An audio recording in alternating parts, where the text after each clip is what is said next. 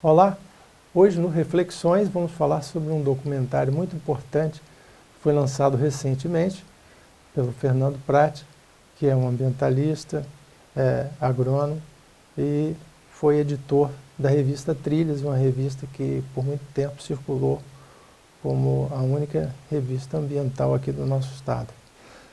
Fernando, esse documentário Porto do Cachoeiro, como que você se inspirou nessa história para iniciar essa incursão pela área do cinema? Eu tive algumas experiências anteriores na área de vídeos, né? O Porto do Cachoeiro, eu conheci essa história em 95, numa expedição do Rio Santa Maria da Vitória, com o consórcio do Rio Santa Maria da Vitória. E eu fiz uma edição da revista Trilhas, especialmente sobre essa expedição. E, na época eu fiquei muito inspirado nessa história, né? Muito fascinado com essa história. Em 2005 eu fiz uma nova edição, né, sobre essa região, percorremos outros caminhos, né, e mais uma vez me estimulou muito. Então, desde 2005 que eu venho pensando em fazer esse trabalho em vídeo, né. Sim. Como eu tive que parar a revista Trilhas em 2006, até porque pelos custos que aumentaram muito, o Parque Gráfico de Vitória se modernizou, mas os custos também aumentaram, né, e tive algumas dificuldades de patrocínio para poder custear. Eu resolvi parar depois de 12 anos de trabalho. 12 anos? 12 anos, nós fizemos 28 edições. Começou em preto e branco, né? Isso, começou bem precário, preto e branco, e foi evoluindo, até chegar a uma edição, as edições últimas foram muito interessantes, assim, uma qualidade muito superior. E aí, o que ocorreu que essa ideia já é de 2005, eu nunca parei para viabilizá-la, né? Porém, agora nos últimos anos a gente está vendo uma evolução muito grande das TVs a cabo, né? A demanda está crescendo, né? E Sim. TV é muito mais simples, né? Revista você tem que editar, fazer todo aquele trabalho, depois ainda veicular elas, né? Você trabalha com bancas de revista, mala direta, colocar no correio, toda ter os endereços atualizados. Né, a logística é difícil de você divulgar, né? E aí eu comecei a pensar no mercado de vídeos. Como eu já tinha essa experiência anterior com 3 documentários pequenos, mas trabalhando como coadjuvante. Quais foram eles? Primeiro foi a Rota das Orquídeas, né? Ah, sim. Eu, Clóvis Mendes, Cláudio Noé, eu fiz o roteiro, eu e Cláudio Noé fizemos o roteiro, foi uma ideia que eu tive na época que eu trabalhava com orquídeas. Depois veio No Coração da Mata Atlântica, e aí nós fizemos um resgate da biodiversidade da Mata Atlântica, aí entrou junto com o Roberto Cauti, que também é parceria com o Cláudio Noé. Você tem imagens do Cauti? Tem, nós fizemos muito, eu gostava muito, a gente sempre estava junto, assim, gostava muito dele, a gente era muito amigos. E aí gravamos muita coisa com ele na época, né? Com relação da Mata Atlântica é um vídeo que ele tem um destaque muito grande na descoberta de espécies da Mata Atlântica do Espírito Santo, né? Sim. E depois eu fiz um documentário, era o IBAMA, né? As unidades de conservação do IBAMA. Aí trabalhou comigo o Benevides Corrêa, que trabalhou comigo nesse trabalho, né? Que foi o nosso cinegrafista e editor.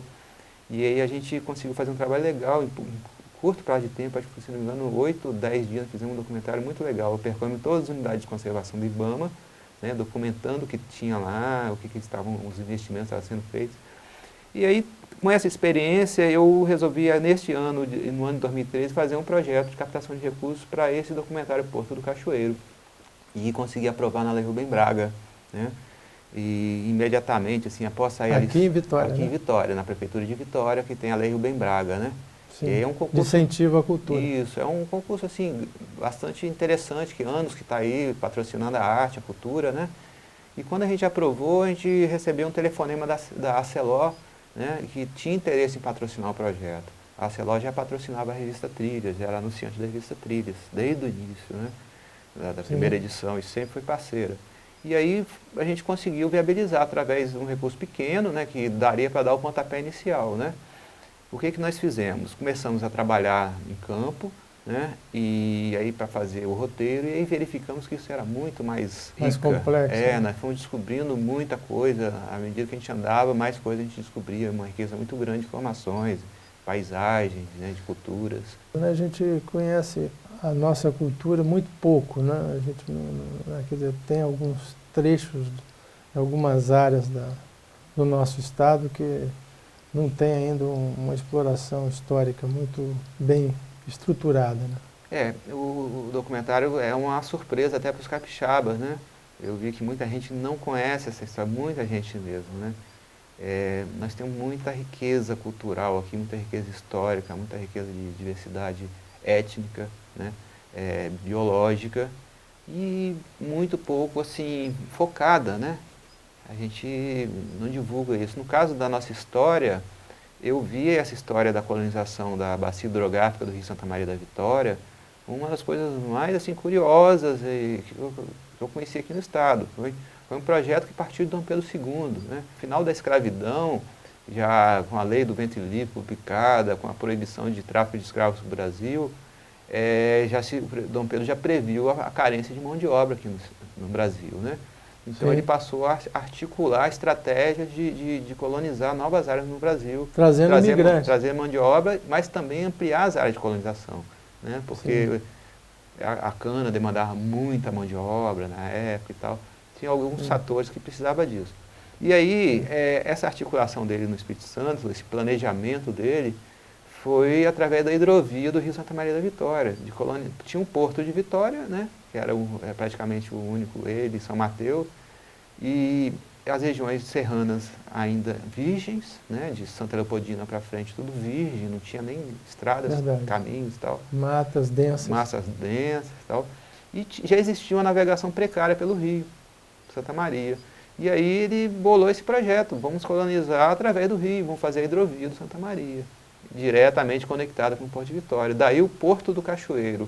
Na época era o Cachoeiro de Santa Leopoldina, lá em cima. Depois começaram a chamar Porto do Cachoeiro de Santa Leopoldina. Fizeram um porto em Santa Leopoldina. Não era bem um porto, era uma atracação, né? Onde começava a primeira cachoeira do Rio Santa Maria. Então de Vitória até Santa Leopoldina não tinha cachoeira, não tem cachoeira nenhuma, né? E aí chegava até lá.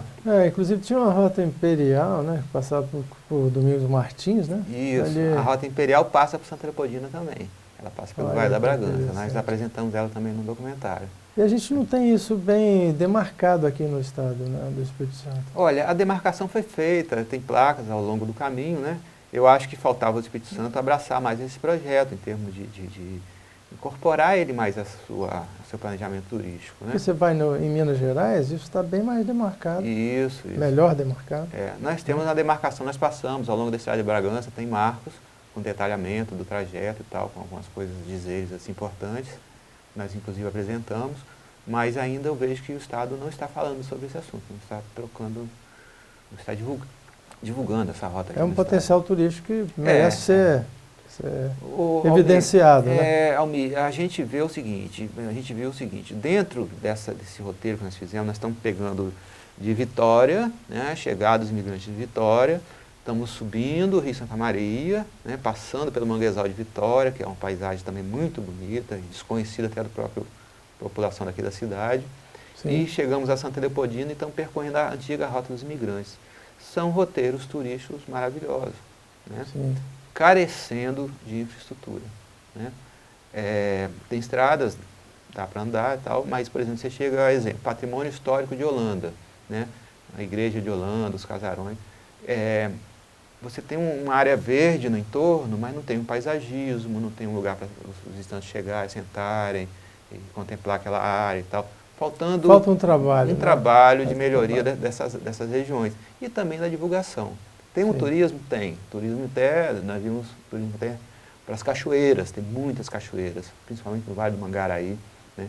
Mas é um turismo ainda de baixo potencial de consumo, né? Poderia estar melhorando o perfil do turista também para aumentar o potencial de arrecadação das regiões. Fernando, nós vamos a um rápido intervalo, voltamos já com a nossa entrevista. Fique conosco.